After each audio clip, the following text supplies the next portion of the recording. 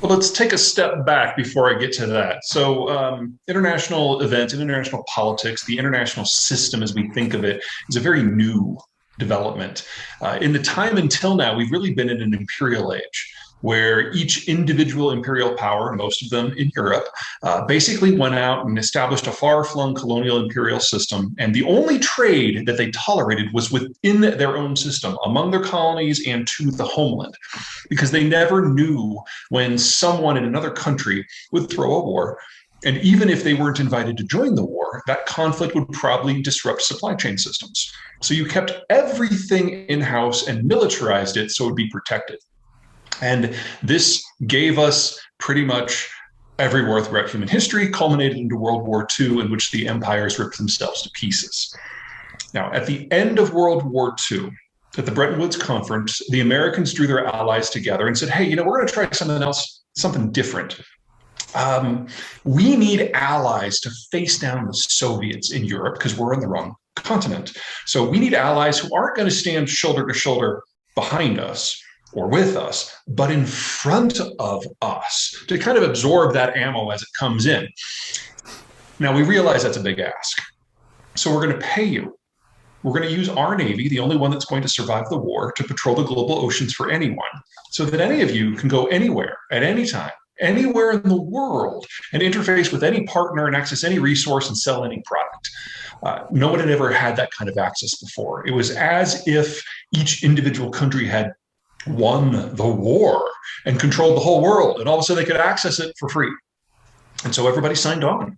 And that was the alliance against the Soviets. And it worked, maybe a little too well, because we roll up to 1989 and 1992 and the Cold War ends.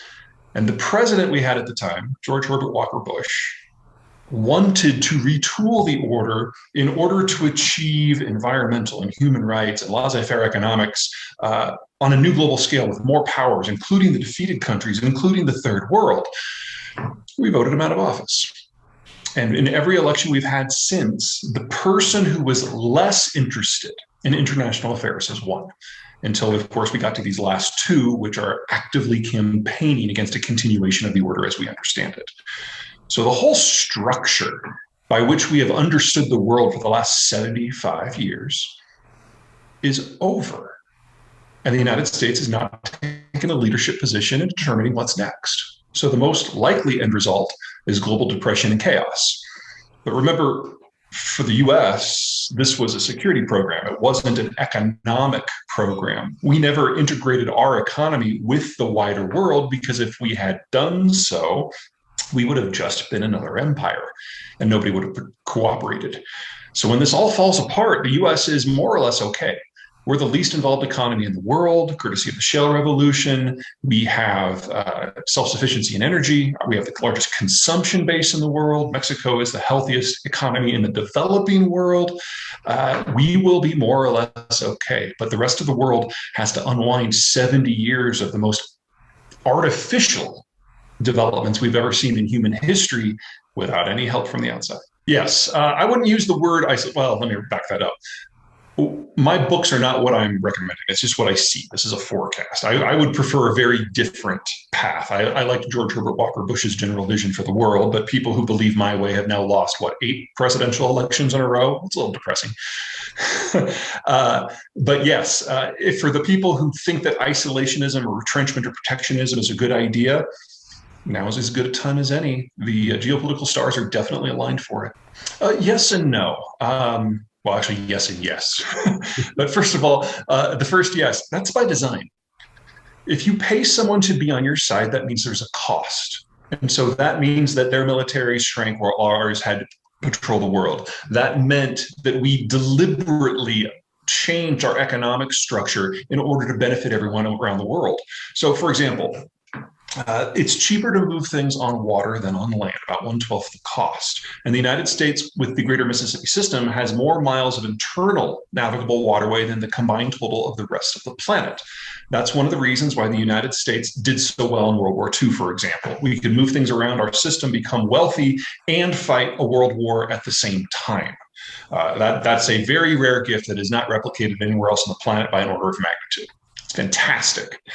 But that's irrelevant if your goal is to subsidize the economy of the wider system.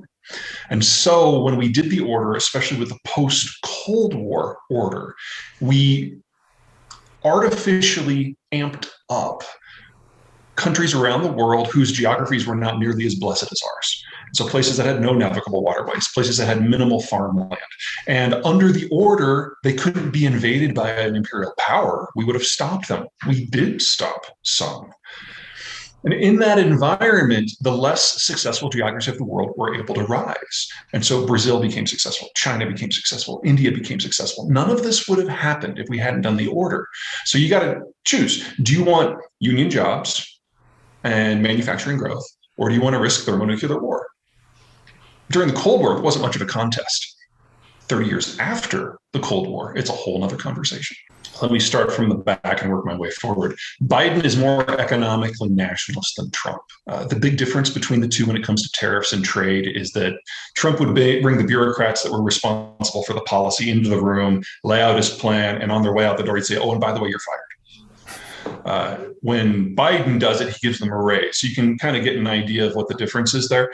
But the actual policies that Biden has put into place are actually far more economically nationalist versus both Europe and China than anything that Trump did. I'm on record with the Council of Foreign Relations back in 2015 saying that whoever won the next presidential election, whether it was Hillary Clinton or Donald Trump, was going to preside over the end of the system.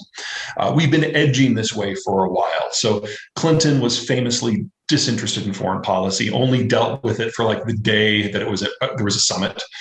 W had the war on terror, which absorbed all of his bandwidth and everything else dropped.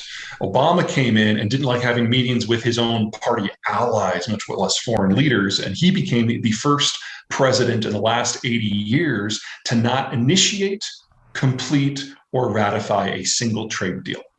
We need to have a conversation on both sides of the political aisle about what it is we want to see the world look like 20, 30, 40 years from now. George Herbert Walker Bush wanted to have that conversation. He tried to have it. He brought it up during the presidential debates. And even the moderators were like, no one's interested in that. We're going to move on to domestic policy. So until we have that conversation, the best that we've been able to hope for these last 30 years have been inertia. And inertia is not politically popular. And Donald Trump was absolutely able to take full advantage of that. So we're now in a situation where we're the least economically involved country in the world. We have fewer troops stationed abroad than at any time since the 1910s, and they're going down. And we're not even capable at this moment in this country of having a conversation about the politics of foreign affairs. I'd argue that predates Trump, but in the aftermath